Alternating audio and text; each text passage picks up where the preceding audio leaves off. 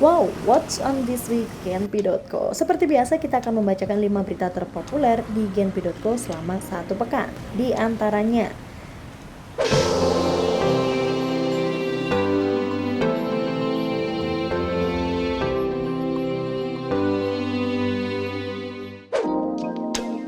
berita terpopuler kelima bukan dari TNI, ini dia sosok PLT pengganti Anies Baswedan.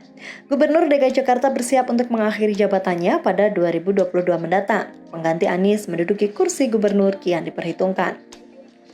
Pengamat komunikasi politik dari Universitas Nasional TH Bambang Pamungkas membeberkan sosok yang tepat pengganti Anies.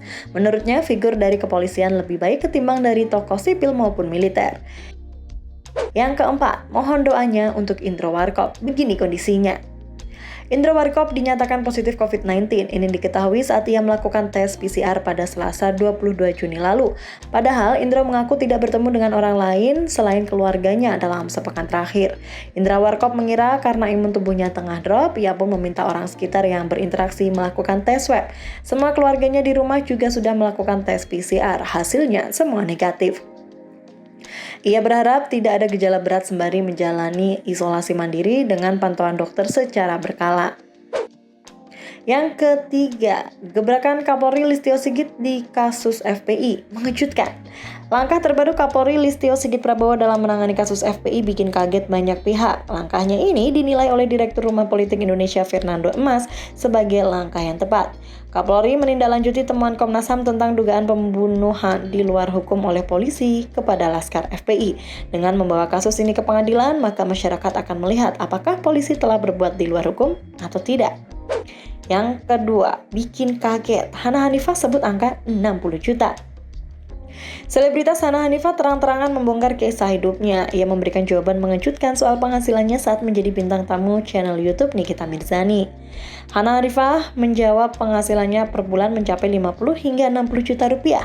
Ini didapatnya dari hasil endorse, meski ia berharap ada tambahan penghasilan lebih dari usaha kulinernya. Dan berita terpopuler pertama di Genpi.co yakni kasus maut memanas, Kapolri Listio Sigit diuji keras.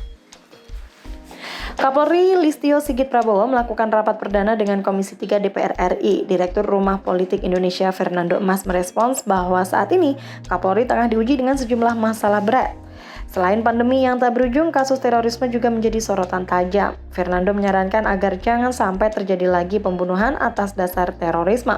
Salah satunya kasus terorisme di Poso. Meski tampak naik turun, Polri tak boleh lengah menumpas hingga ke bagian akar karena Polri memiliki jaringan dan teknologi yang mumpuni.